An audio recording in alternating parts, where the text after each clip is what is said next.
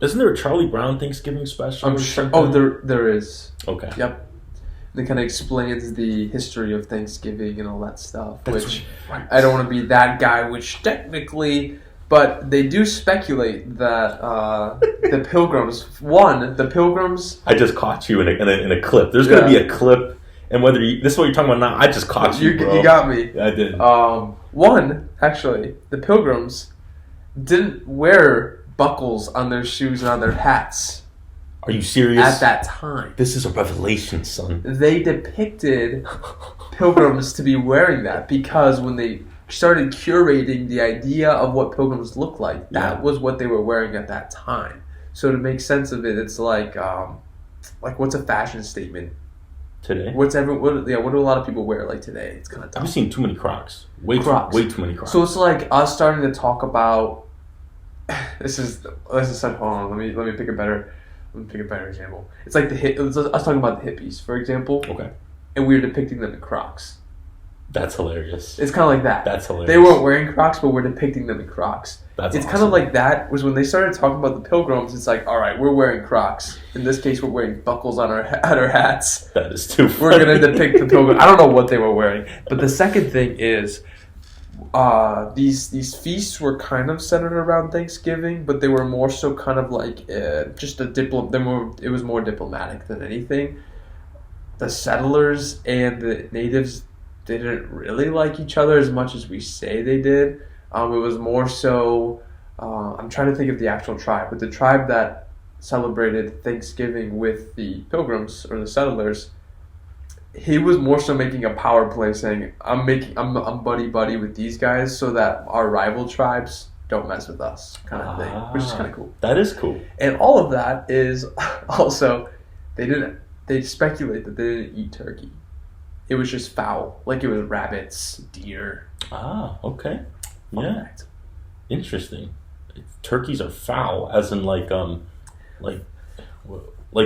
that's not a desirable. Like, why eat turkey when you can have rabbit and duck and all these other things that taste a lot better? Right. Okay. Or and turkey might have been on the menu, but it wasn't like the centerpiece, like we all say. Okay. It was like, if it was even on the menu, it was kind of like off to the side. Here's what I'll give turkey. Let's have a little review of turkey. If you I'm very fascinated why turkey is. Yeah, it looks cool on the table. I was going to say, I think it's the most presentable slab of meat, right? It's also like the most heinous to cut up, but like I think it's very presentable. Yeah. You know, like a ham also looks cool because it's like that very cool like grenade like texture on the outside. Yeah. But at the end of the day, like it's a gumdrop shape if you sit it up. Like it's just kind of weird, you know. I guess turkey does look like it looks like it's an artistic centerpiece because that doesn't look like a bird. Like it makes no sense how it looks. But I think it's a sorry excuse for a slab of meat. Like I think some turkeys. Yeah, dude, I think that's like some bum ass meat, bro. Sure. Yeah. Sure. Turkey really isn't even that good. It's not that good. People critique it like this isn't watery enough. Since when has that ever been a problem with your meats? Yeah, right. You don't talk about watery chicken. I guess you kind of do. But you don't talk about watery steak or pork. Yeah. Like, what a weird thing to determine how good the turkey is based off how much liquid it's secreting. What a weird thing. Right? I like the white meat. I like the dark meat. Miss me with the white meat. What's up with this turf war with the colored meats? Yeah, why is there a war? It's turkey. It's turkey. Come on. And then you got the fools that are out here. Make sure you save the neck for me. Yeah. I like the neck. Yeah.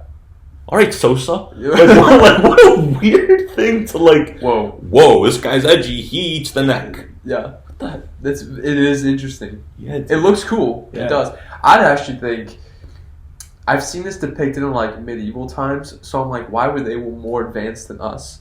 You know when they have like, I think they had this in Shrek, where they have like pigs and they put the apple in the pig's mouth.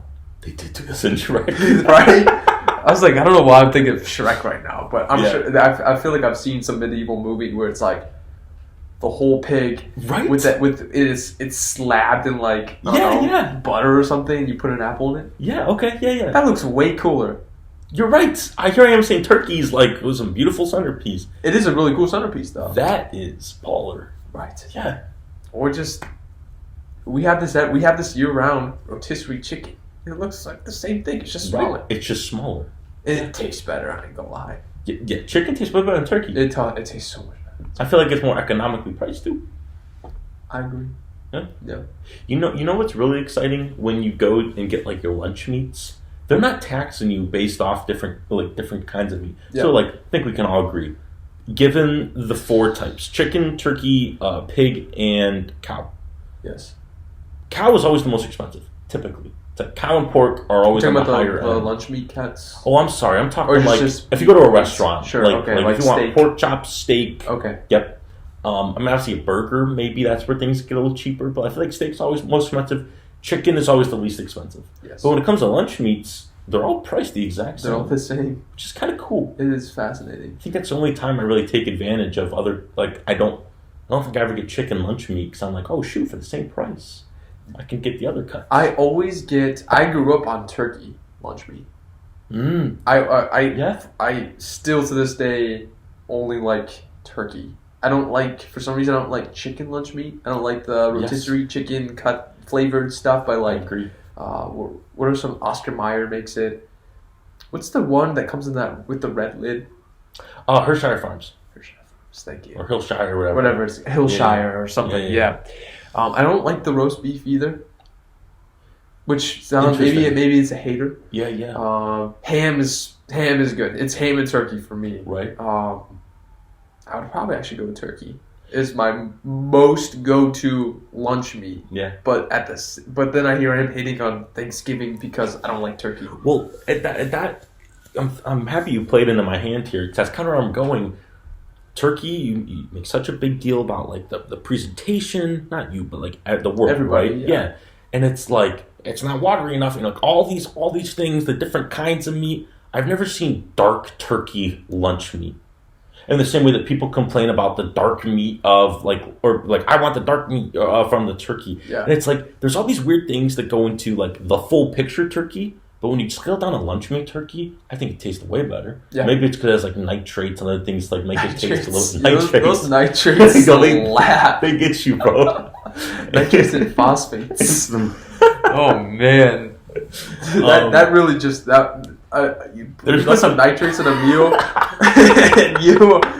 and you are living. But no, you're right. There must be something. It's always those things like on lunch meat. They make such a big deal. There's no nitrates in this one. And then like soap. That's the best part.